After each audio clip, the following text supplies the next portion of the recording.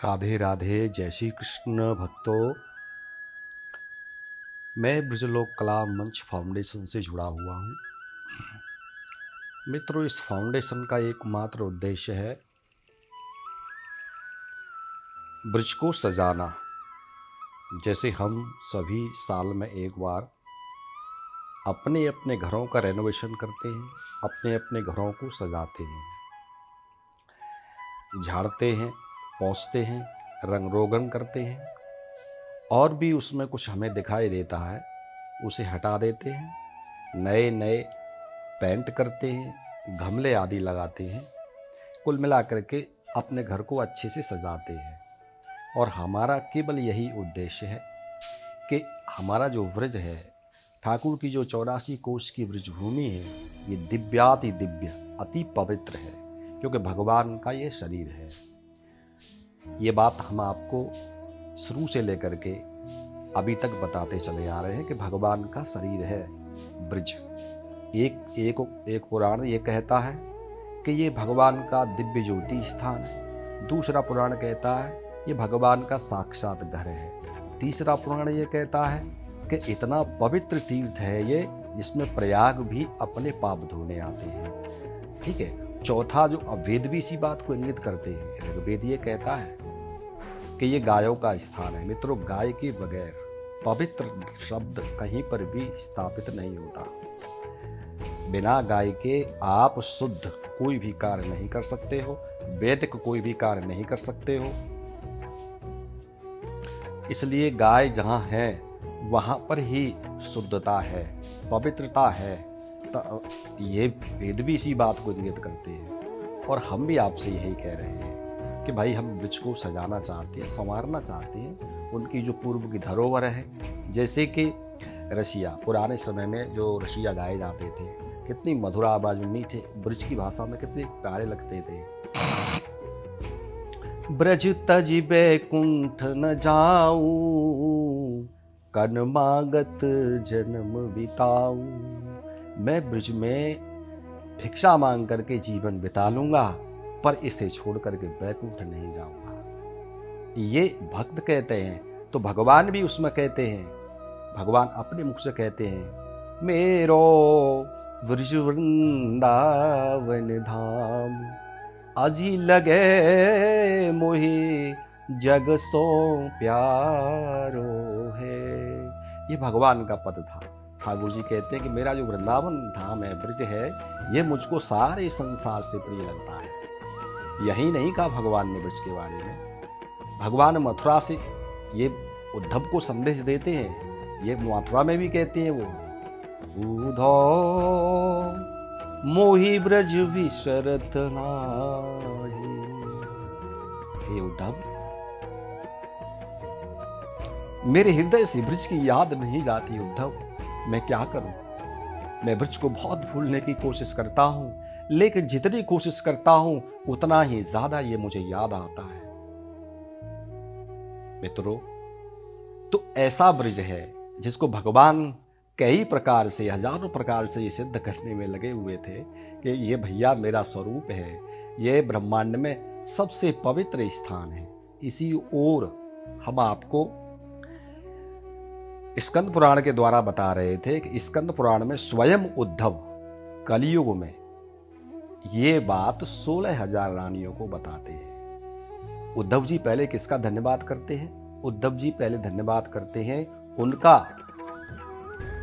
जो ब्रज में बसाए गए, जिनको ब्रज में रहने के लिए कहा गया। सबसे पहले उद्धव जी उनको धन्यवाद करते हैं और उसके बाद बताते हैं उद्धव जी कि भैया ये साधन की स्थली नहीं है, यहाँ पर कीर्तन करने की, आपको साधना करने की आवश्यकता नहीं है। ये फला भूमि है, यहाँ फल देती है। ये साधना आपने कहीं भी किया हो उसका ये फल देती है। और मैं भी मित्रों आपसे यही कह रहा हूँ, ब्रज में जो जीव आकर के निवास करता है, रहता है, भ्रमण करने आता है, और उसका एकमात्र उद्देश्य होना चाहिए केवल ब्रज का अर्चन। ब्रज में आके अर्चना करूँ, ब्रज की परिक्रमा करूँ, ब्रज को संवारूँ, सजाऊँ, सफाई करूँ, ब्रज की स्वच्छ करूँ, गंदगी। देखो ठाकुर जी का घर है, इसका एकमात्र उद्देश्य ये होना चाहिए, जो ब्रज में रहते हैं, निवास करते हैं, उनका एकमात्र उद्देश्य होना चाहिए भगवान की लीलाओं को श्रवण करना, भगवान की लीलाओं का चिंतन करना, भगवान की लीलाओं का देखना, दृष्टि यानी भगवान की लीलाओं को देखना। तो स्कंद पुराण में उद्धव जी ये कह रहे थे, बोले तुम ये बिल्कुल भी निश्चिंत हो जाओ, शंका मत करो, ठाकुर का स्वरूप है, ये श्री कृष्ण का स्वरूप है, साक्षात परमेश्वर। मित्रों, इसी कड़ी में अब हम आपको बताने जा रहे हैं कि ब्रह्म वैवर्त पुराण क्या कह रहा है, क्या कहता है। ब्रह्म वैवर्त पुराण कहता है कि पूर्व वाराह कल्प में जब पृथ्वी वसुंधरा दुष्कर्मों के प्रभाव से पीड़ित हो गई ज्यादा, पूरा वाराह कल्पे सा भाराक्रांता वसुंधरा वशम बभूव शोकार्ता ब्रह्माणाम शरणम ययु। पीड़ित होकर के ब्रह्मा जी की शरण में जाती है और वहां जाकर के वो पुकार करती हैं। साथ में उनके जितने भी देवता थे, सप्तऋषि गण थे, सभी जाते हैं। जब वो ब्रह्मलोक में पहुंचे तो वहां ब्रह्मा जी क्या कर रहे थे, बोल जपंतम चल परमम ब्रह्म कृष्ण इत्यक्षरद्वयम भक्त्यानंदाश्रुपूर्णम तम पुलकांगित विग्रहम। उस वक्त ब्रह्मदेव भगवान श्री कृष्ण के द्वयक्षर नाम का जप कर रहे थे, श्री कृष्ण श्री कृष्ण। इस प्रकार से ये बद्रीनाथ में नर नारायण का संवाद है। तो वहाँ भगवान नारायण इसी कहते हैं कि पूर्वकालीन वाराह कल्प में वसुंधरा पृथ्वी असुरों, दैत्यों के, राक्षसों के पापाचार से पीड़ित होकर, दुर्बल होकर, तिलमिलाती हुई सभी देवताओं को लेकर पितामह ब्रह्मदेव के दुर्गम ब्रह्म सभा में गई। उन्होंने उस सभा में ऋषींद्रों, मुनींद्रों, सिद्धेंद्रों से सानंद सेवित ब्रह्म तेज से जाज्वल्यमान देव ब्रह्मा जी को वहां पर श्री कृष्ण नाम का जप करते हुए देखा, प्रसन्न मुद्रा में। पृथ्वी को आया देख पितामह ब्रह्मदेव पृथ्वी के प्रति दया भाव से देखते हैं तो पृथ्वी धीरे धीरे अश्रुपात करती हुई रो रही है, सुबक रही है। पृथ्वी का शरीर रोमांचित हो रहा है। उसी समय भगवती वसुधा ने देवताओं के साथ चतुरानन ब्रह्मदेव को नमस्कार करके दैत्यों, राक्षसों, असुरों के द्वारा जो पीड़ा दी जा रही थी उस पीड़ा को सअक्षर पितामह को बता दिया। वसुंधरा रोते हुए कहती है, जगद्धाता पितामह ब्रह्मा,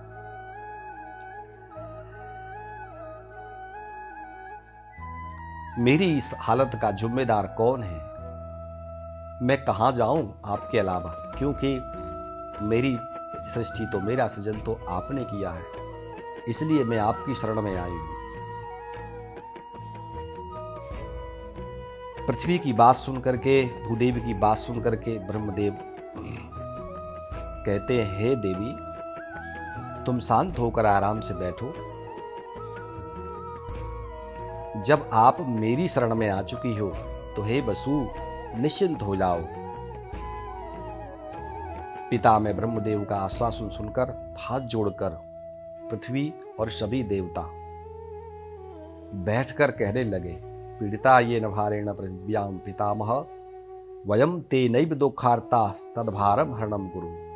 देवता बोले, हे पितामह, ये माता वसुंधरा उन असुरों के भार से पीड़ित है जिसके कारण हम सब भी दुखार्त हैं। मित्रों, देवताओं के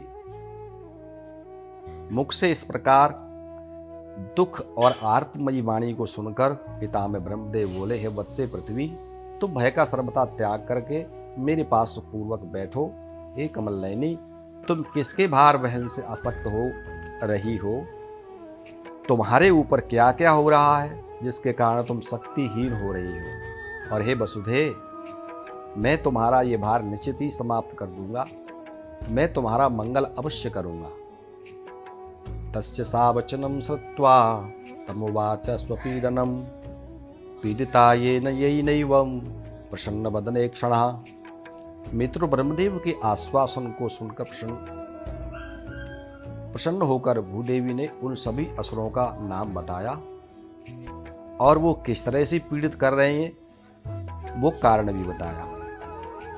उसके बाद माँ वसुंधरा अपनी व्यथा को विस्तार से बताने लगी। कृष्ण भक्ति विहीना ये च तद भक्त निंदका तेषां महापातकी नाम असक्ता भार वाहने। माँ भूदेवी कहने लगी, अपने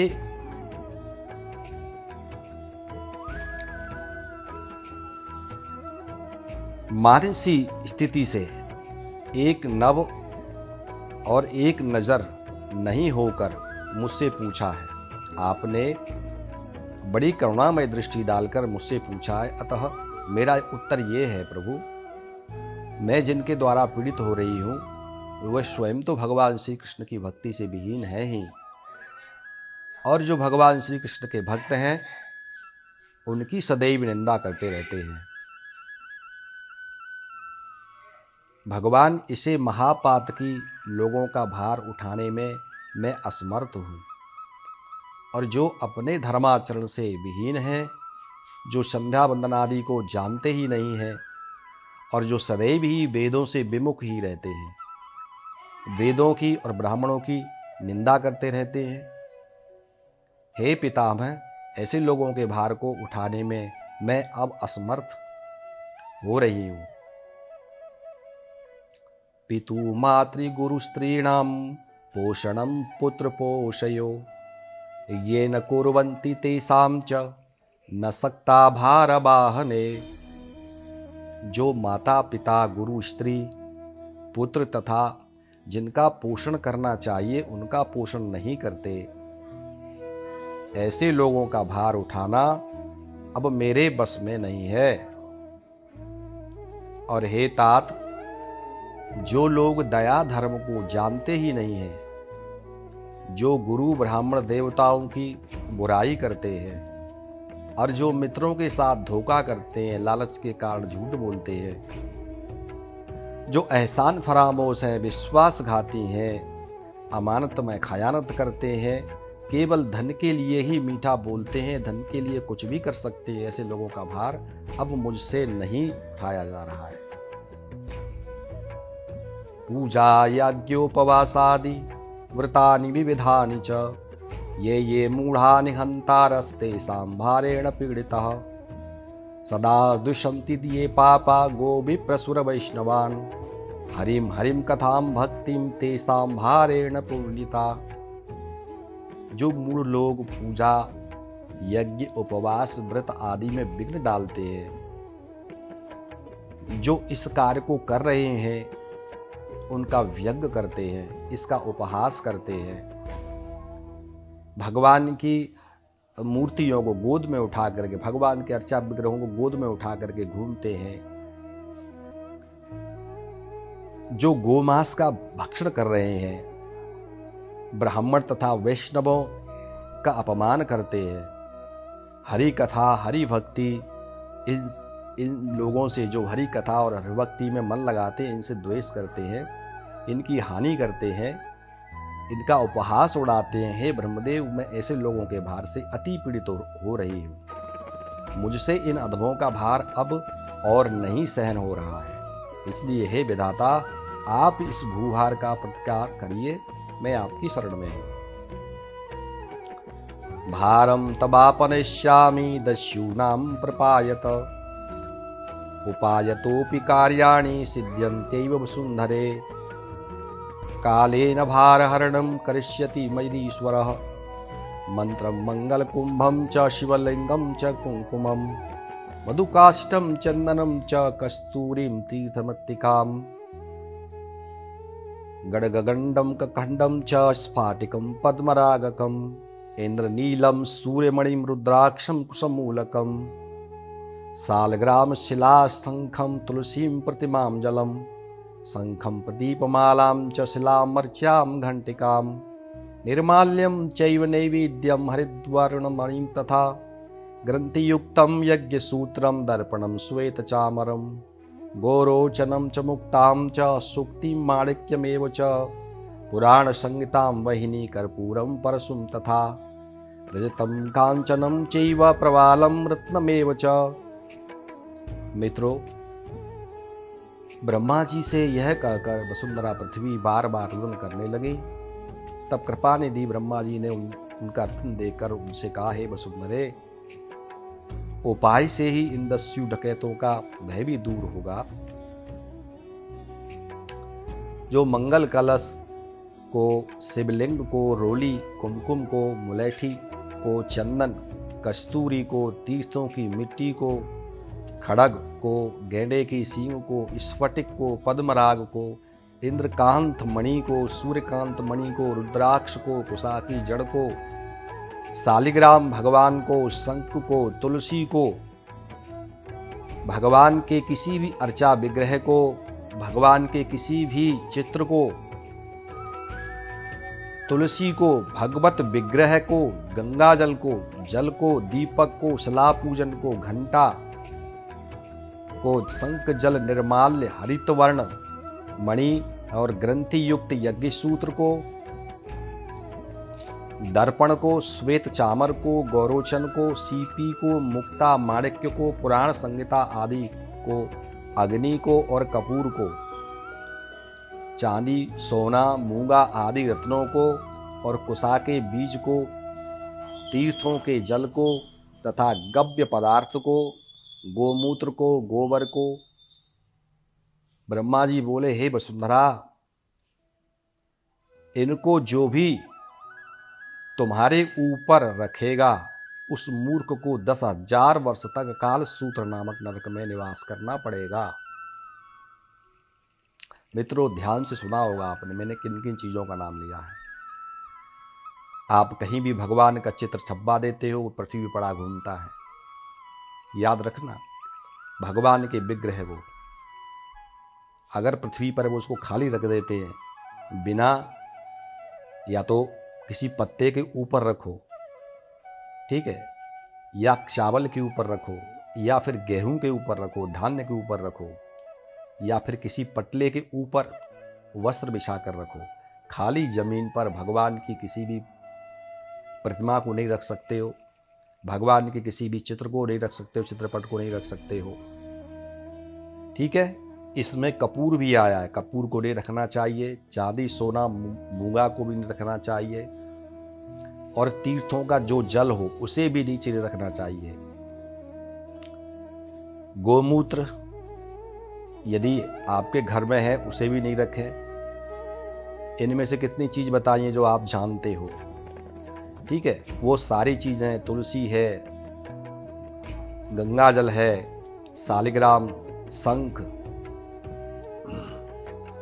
स्फटिक की प्रतिमा, तीर्थों के द्वारा लाई हुई मिट्टी, मुलैठी हो, चाहे चंदन हो, चाहे कस्तूरी हो, चाहे शिवलिंग हो, चाहे रोली की डिब्बी हो, चाहे कुमकुम की डिब्बी हो, कोई भी मंगल कलश हो, इनको सीधे पृथ्वी पर नहीं रखना है आपको। याद रखना, ऐसा करने से 10,000 वर्षों तक काल सूत्र नामक नरक में निवास करना पड़ता है। माता पृथ्वी के साथ इंद्रादि देवताओं को लेकर के ब्रह्मदेव भगवान शिव के पास कैलाश पर्वत पर पहुंचे। भगवान शंकर के पास गए और उनको मां पृथ्वी की पीड़ा सुनाई। माता पृथ्वी की पीड़ा को सुनकर भगवान शंकर और माता पार्वती बहुत दुखित हुए। ब्रह्मा जी, शंकर जी और माता पार्वती ने देवी पृथ्वी को कई प्रकार से आश्वासन दिया और मां पृथ्वी को वापस भेज दिया। माता पार्वती के साथ सभी देवता धर्मराज की सभा में गए। ततो देवेश्वरस्तूणमागत्य धर्म मंदिरम स तेन समालोक्य प्रजग्मुर्भुवनम हरे। धर्मराज की सभा से धर्मराज को लेकर के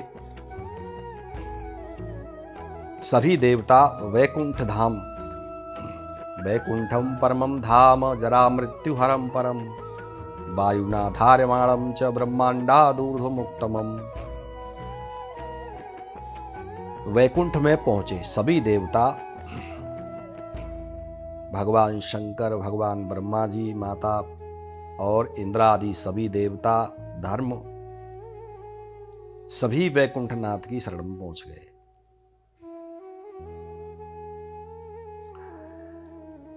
वैकुंठ कैसा है? जरा मृत्यु से रहित है, और यह वैकुंठ ब्रह्मांड से 1 करोड़ योजन ऊपर है मित्रों, जिसका वर्णन करना आसान नहीं है, जो अवर्णनीय है, जिसका वर्णन नहीं हो सकता।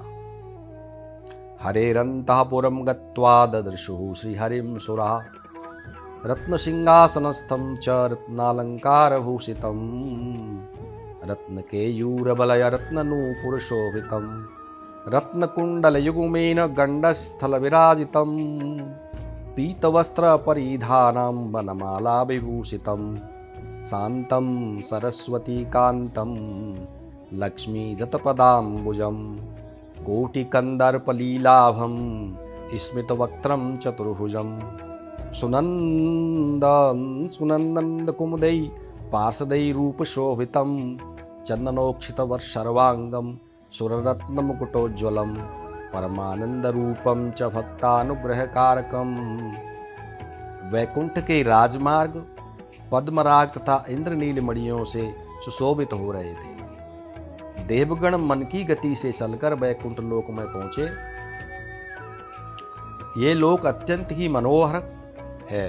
वहां जाकर देवगण श्री हरि के अनंतपुर में जब गए, तब उन्होंने वहां पीत वस्त्रधारी रत्न केयूर, रत्न नूपुर, रत्नालंकारों से भूषित रत्न के सिंहासन पर आसीन श्री हरि का सभी देवों ने दर्शन किया।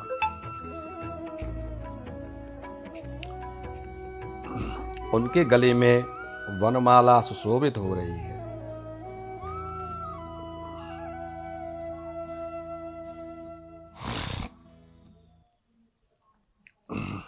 उनके कपोलों पर कानों से लटकते हुए मकराकृत कुंडल शोभित हो रहे हैं।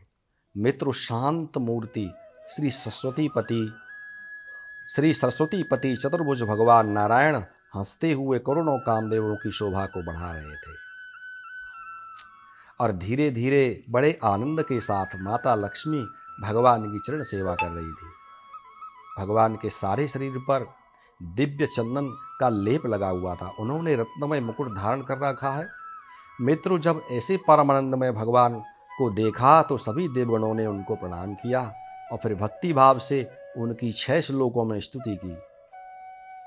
मित्रों, वैकुंठ में सभी देवताओं के आने का कारण पूछे बिना ही भगवान विष्णु बोले, देवानां स्तवनं श्रुत्वा तानुवाच हरिः स्वयं गोलोकं यात यूयं च यामि पश्चात् श्रियसः। भगवान श्रीनाथ बोले, हे देवो, आप सभी गोलोक धाम को जाओ, मैं भी श्री लक्ष्मी जी के साथ गोलोक धाम ही जा रहा हूं। और हे देवगणों, आपके साथ नर नारायण, सरस्वती, अनंत और मेरी माया रूपा देवियां तथा गणेश, कार्तिकेय प्रसिद्धा वेद माता सावित्री, ये भी निश्चित रूप से गोलोक धाम जाएंगे। मित्रों, इस प्रसंग के लिए हम कुछ अंश गर्ग संहिता से भी बताएंगे आपको। और मेरा ये उद्देश्य था आपको ब्रह्मवैवर्त पुराण सुनाने का, कि जब ये जो ब्रज है वो क्या है, ब्रज कैसे आया, यहाँ कब से था और ये है क्या, इस प्रसंग को आगे बढ़ा रहा हूं मैं। इसी प्रसंग के माध्यम से मैं आपको ये बताने जा रहा हूं कि भगवान श्री कृष्ण आते हैं उससे पहले ही जो गोलोक का मुख्य भाग है, वृंदावन, गोवर्धन, यमुना, ठीक है, ये सारी वस्तुएं यहां पर आती हैं। इसी प्रसंग में जोड़ने के लिए मैं आपको ब्रह्मवैवर्त पुराण सुना रहा हूं। यदि आपको कोई सुझाव देना हो तो आप कमेंट बॉक्स में सुझाव दे सकते हैं। कुछ कोई बात आपको कहनी हो तो आप कह सकते हैं। यदि आपको किसी श्लोक में अथवा मैं जो संवाद देता हूँ संवाद में कोई त्रुटि लगती हो या मेरे बोलने में कोई बात ऐसी हो जो आपको गलत चुभे लगे, तो इसके लिए मैं आपसे क्षमा प्रार्थी हूँ। आगे का भाग हम आपको आगे बताएंगे। राधे राधे, जय श्री कृष्ण।